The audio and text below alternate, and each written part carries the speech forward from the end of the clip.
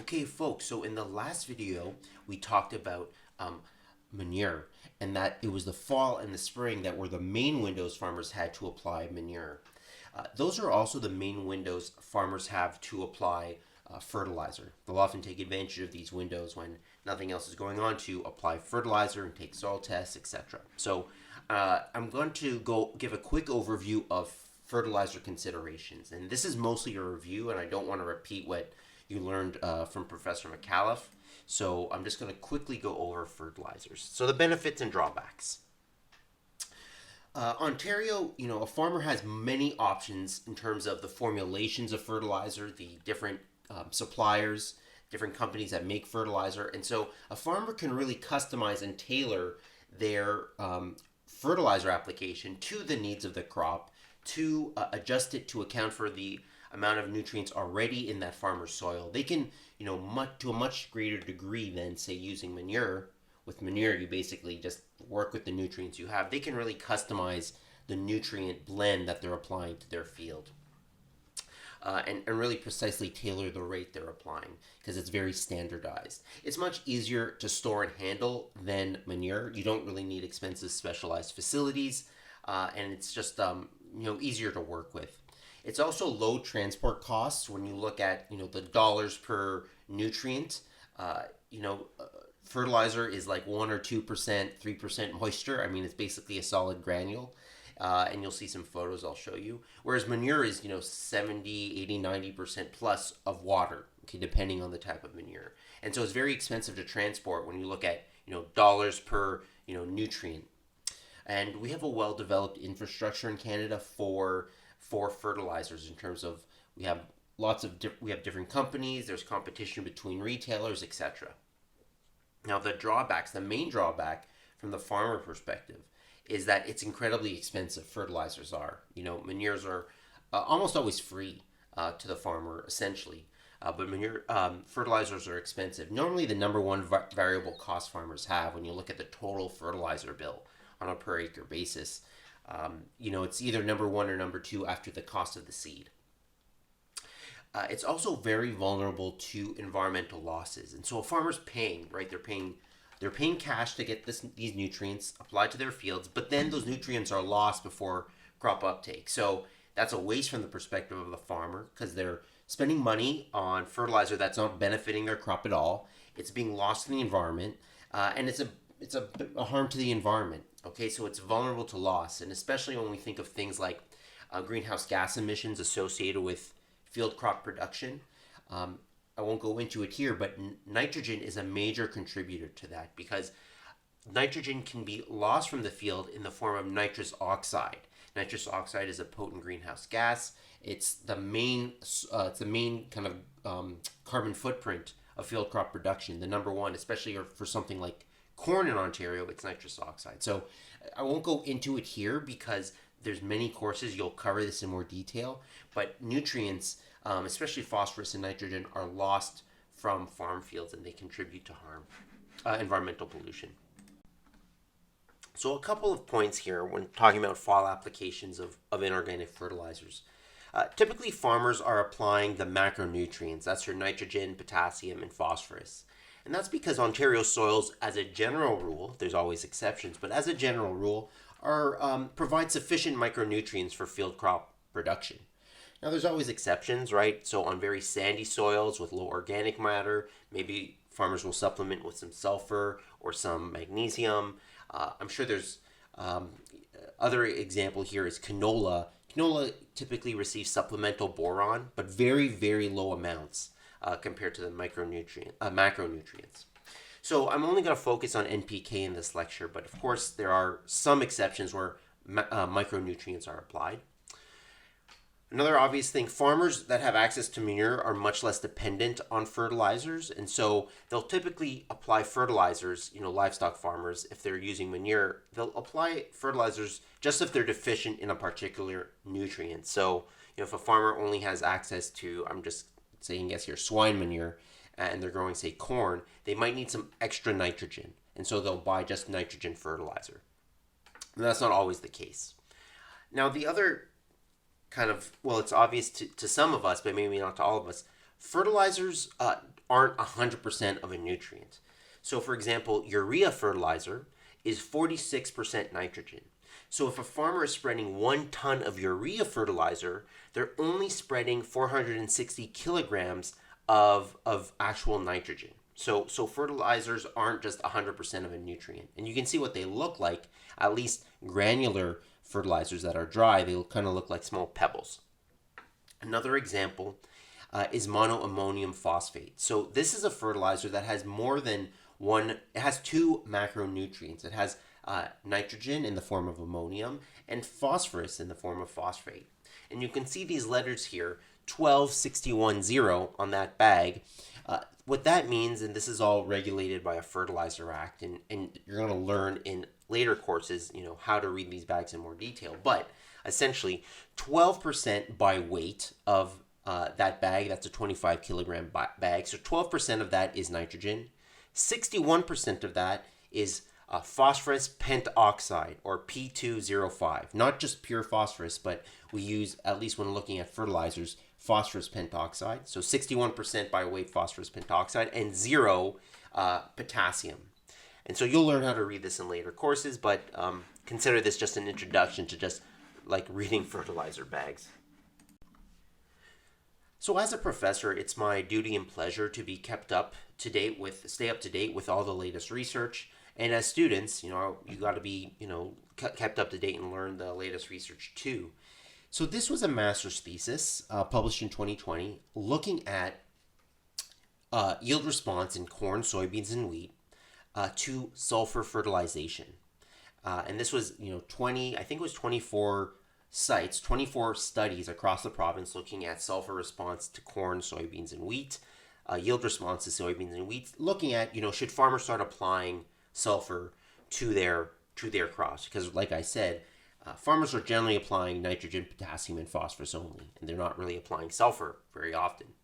Now, the reason for this research question is because, earlier, say in the 90s and the 80s and in the 70s, farmers were essentially getting sulfur fertilizer for free, right? Big factories around the Great Lakes were, the smokestacks, right, were emitting sulfur containing particulate matter. That sulfur would go up in the atmosphere, and then it would eventually fall down onto the ground, and it would fall onto farmland, essentially being like free sulfur fertilizer. And in Ontario, farmers were getting anywhere from 15 to almost to 30 kilograms of kilograms of sulfur per hectare for free.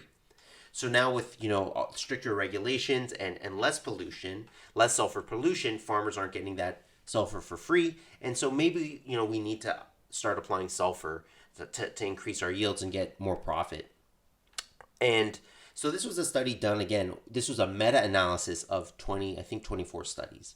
And the conclusion is economic analysis average across sites did not show significant profit from sulfur for any of the 3 crops. So applying sulfur fertilizer, the yield benefit, if there was one, was very small, and it didn't cover the additional cost of the nitrogen of the sulfur fertilizer that the farmer had to pay. Remember, fertilizer is very expensive, and so it goes without. Well, I don't want to say it goes without saying, but it seems that it's not economic yet for farmers to apply sulfur fertilizer. And now, of course, there's always exception to these rules, but that's the gist of it. That's the result of this meta-analysis. So remember what I said earlier in this lecture, that 2 main drawbacks of fertilizer use is that number 1, it's incredibly expensive to buy, and number 2, that it's vulnerable to loss to the environment. It can just leave the farm field. So a key goal of fertilizer management is increasing the efficiency of fertilizer use, ensuring that more of that nutrient, more of that fertilizer is being taken up by the crop as opposed to being lost to the environment. Because if farmers are making management decisions that increase the efficiency of that fertilizer, then they can actually reduce their fertilizer bill, reduce their expenses. They don't need to buy as much because it's being used more effectively. And they also are reducing the amount of nutrients that are being lost because, if it's being used efficiently, more is being taken up by the crop and being used to build yield. So these 4 R principles of fertilizer management are kind of this framework to help guide fertilizer management to make fertilizer use more efficient. And I'm going to give an overview now simply because it's so common in the industry. And so I know Professor McAuliffe, went over plant nutrition quite a bit in previous courses, previous classes rather. So I just want to give an overview of these 4R principles that are becoming more and more important for agronomists to know. Okay, so there's 4 aspects or 4 principles as part of 4R fertilizer management. And so you have to think about using the right source of fertilizer, the right placement of fertilizer, and the right timing of fertilizer. And there's a 4th one, the right rate of fertilizer. So the right source, placement, timing, and rate. Let me go into details for each of those just quickly so you understand what I mean. So fertilizer source means the right formulation of fertilizer. That, if you only want to apply potassium fertilizer, you're not applying a fertilizer that has potassium, phosphorus, and nitrogen if you just need one of those nutrients. Another example that's probably more relevant to Ontario agriculture is that in Ontario, if we want to apply phosphorus, farmers typically apply monoammonium phosphate. And there's another very common phosphorus fertilizer used in the world called triple superphosphate, but it's almost never used in Ontario. And this has to do with choosing the right source for your location and for your context. So in Ontario, we typically have high pH soils. Relative to the rest of the world, our soils are typically quite high, in the 7s and possibly 8s. And in high pH soils, the phosphorus in triple superphosphate is just much less available than the phosphorus in monoammonium phosphate. Basically, that ammonium in the monoammonium phosphate, it actually reduces the pH slightly. And in lower pHs, P is more available. So with having that ammonium in that monoammonium phosphate, we can actually reduce the pH of the soil a little bit around that granule, making that phosphorus more available. And so your efficiency, the efficiency of phosphorus use is going to be higher with something like monoammonium phosphate in Ontario than it is with triple superphosphate. And unsurprisingly, very little triple superphosphate in Ontario. So you got to use the right source. And there's, I won't go into more details than that. Okay, the right timing. So nutrients have to be applied when they're going to be used most effectively by the crop. And when we're talking about fall applications, we never apply nitrogen, almost never. And that is simply because there's just almost all that nitrogen will be lost in the winter and early spring. It's just much more vulnerable to loss. So your recovery, you'll have like no fertilizer come the time you're going to plant your crop. So with potassium and phosphorus, much less vulnerable to loss in the winter and spring. There is some loss, don't get me wrong, but the vast majority of potassium and phosphorus that's applied in the fall stays in the soil and is ready to be taken up by the crop the next spring. And so, in Ontario, in terms of the right timing, fall is the wrong timing for nitrogen, but it's a good timing for potassium and phosphorus. So that's the right timing. And then we have the right rate. So Professor McAuliffe went over plant nutrition in quite a bit of detail, but the gist of the right rate is you need to apply the right amount, the right rate of fertilizer, the right kilograms per hectare or pounds per acre. And so what is the right rate? Again, not going into details, very high level, and you should know this when we say what is the right rate on a final exam. Well, it's the difference between the amount of nutrients demanded by that crop for adequate growth and the amount of nutrients supplied by that soil naturally via, for example, mineralization. And so the fertilizer, the farmer is applying fertilizer to fill the gap or bridge the deficit between those two sides of the equation, the amounts of nutrients demanded by the crop and the amounts of nutrients supplied by the soil. Again, this is a simplification, but this is what the right rate means. You're trying to get the right rate. So you're trying to just supply enough nutrients, the nutrients not supplied by the soil, to meet crop demand. Now, how do farmers actually accomplish this? I'm only going to focus on potassium and phosphorus in a fall. Okay, and typically what they do here is that they take soil tests. They do a soil test. So they take a soil sample and they send that off to a lab. And they use the lab results to get an estimate of the rate they should apply. They base their rate on the soil test result. So this is an example. This is an actual soil lab result that I got. This is a sample I did in May. But you could also do this in the fall quite easily. You take a soil sample. And this is 3 fields that I sampled, the top 15 centimeters of the soil. That's typically what you would do for potassium and phosphorus. And I submitted it for phosphorus, potassium, and magnesium soil test. So this is an accredited analysis, and what that means is that for a farmer, for a lab to offer soil fertility testing, it needs to be accredited by the government, and it uses an official, a standard protocol to assess phosphorus availability and potassium availability, etc. So it's a very standardized way to measure these. We use a sodium bicarbonate for phosphorus and the ammonium acetate test for potassium. I mean, those details aren't important. Just know it has to be an accredited lab that's giving you these results. So you're going to get back on your soil test report, phosphorus in parts per million and potassium in parts per million. And so how do you figure out what's the right rate of phosphorus and potassium? Well, you basically have to first figure out, what's the crop you're going to grow? And so let's say I'm going to grow corn. Okay, I know I'm going to grow corn. How much fertilizer do I apply? Well, step 1 is to go to the OMAFRA Agronomy Guide, because in that guide, they summarize studies, like thousands of studies, to provide you rate recommendations based on your phosphorus and potassium soil tests. So let's go there. You open up your OMAFRA Agronomy Guide for corn. You go to table 121, and you look at your soil test values, and you compare it to the values in the table.